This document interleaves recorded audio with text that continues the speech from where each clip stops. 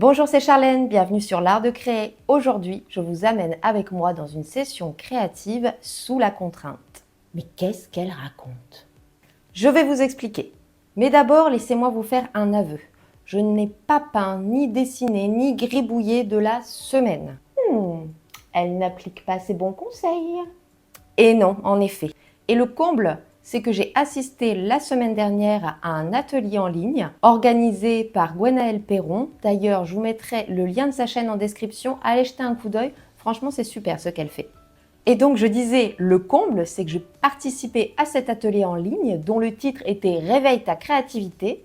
Et j'ai passé plus de temps cette semaine avec mon téléphone dans la main qu'avec un pinceau ou un crayon. Quoi qu'il en soit, quand j'ai une période comme ça, plus ou moins longue, où j'ai pas touché ni un pinceau ni un crayon, j'arrive pas à me remettre tout de suite sur une toile ni sur mes projets en cours. Je suis plus dans le même état d'esprit. J'ai besoin de me remettre dans le bain, voire de m'échauffer avant de me relancer sur une toile. Et quand je prévois de faire ça, l'idée c'est vraiment de laisser aller, le lâcher prise, l'instinct, la curiosité. Et donc, je vous conseille pour ce genre de session de créer sous la contrainte. Et non, pas avec une arme sur la tempe, on parle pas de ça. L'idée, c'est de se créer un cadre pour se laisser vraiment aller dans le lâcher-prise. Ça peut paraître paradoxal, mais je vous assure, essayez et vous verrez, c'est très efficace. Vous pouvez soit vous limiter dans les couleurs, 2 couleurs, voire 3 maximum, soit vous limiter sur le médium, juste de la peinture, juste des crayons, juste des pastels, ou alors juste des collages. Vous pouvez même vous limiter au sujet. Vous avez décidé ce jour-là de peindre des fleurs, eh bien vous explorez ce sujet-là à fond. C'est-à-dire que vous allez faire des fleurs de près, des fleurs de loin, des fleurs dans un bouquet, des fleurs dans un jardin, des fleurs de façon abstraite, des fleurs de façon figurative, des fleurs fanées. Enfin, vous voyez, c'est sans limite, mais vous vous concentrez sur ce sujet. Moi, pour aujourd'hui, ma contrainte sera d'utiliser les encres acryliques et les pinceaux éventail. En effet, que ce soit l'un comme l'autre, je les utilise rarement. Et là, l'idée, c'est de partir aussi à la découverte de son matériel.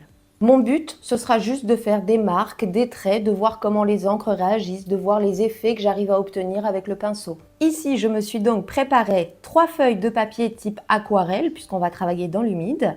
J'ai préparé mes encres, je suis partie sur une sélection des bleus, des verts et aussi des tons iridescents que j'utilise jamais.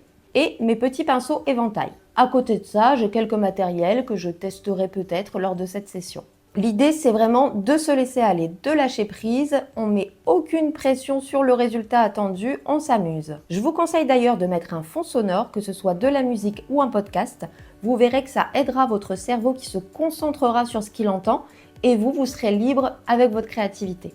D'ailleurs, pour cette session, je vais vous laisser en musique. Par contre, on se retrouve bien à la fin car je vous montrerai 3 jolies façons d'utiliser vos créations. Et pendant que vous regardez ça, si ça vous plaît, vous pouvez me mettre un petit pouce bleu et vous abonner. Merci.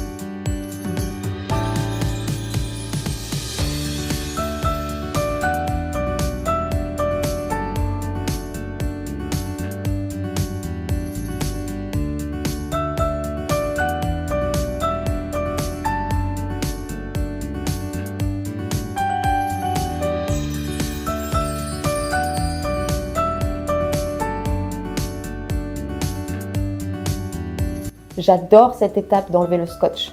Pas vous? Et voilà, c'est déjà la fin de notre session créative. J'espère que ça vous a plu. Et chose promise, chose due, je vais vous montrer ce que vous pouvez faire maintenant avec vos créations plutôt que de les laisser au fond d'un placard. Première solution, vous pouvez utiliser un viseur pour essayer d'isoler une partie qui vous plaît plus qu'une autre. Vous la découpez ensuite à la taille souhaitée. Moi, j'ai préparé des petits cartons d'un papier gris anthracite que j'avais et l'idée, ça va être de fabriquer de jolies cartes. Deuxième idée, vous pouvez avoir quelques cadres sous la main, ce qui vous permettra de personnaliser votre décoration avec des œuvres originales. Pour terminer, vous pouvez aussi en faire des marque-pages. Ça fera plaisir à vos proches si vous décidez de les offrir. Et voilà le résultat, de jolies cartes à offrir, des petits cadres pour votre décoration. Restez avec moi car on va pimper un peu ces petites cartes. Et oui, à ce stade, vous pouvez très bien décider de rajouter des éléments à vos créations. Vous prenez un crayon, vous faites des dessins. Pour la première, moi, j'ai décidé de dessiner quelques fleurs, de faire quelques marques et de finir par une petite étiquette « La vie est belle » parce que c'est toujours bien de se le rappeler. Pour la deuxième, j'ai décidé d'utiliser un pochoir, de la peinture noire et voilà, le tour est joué. Vous voyez, c'est aussi simple que ça. Une session créative, on se sera éclaté, on aura lâché prise et en plus, on aura créé de jolies choses. Merci d'avoir regardé cette vidéo. Moi, je vous dis à la prochaine et d'ici là, pratiquez l'art de créer.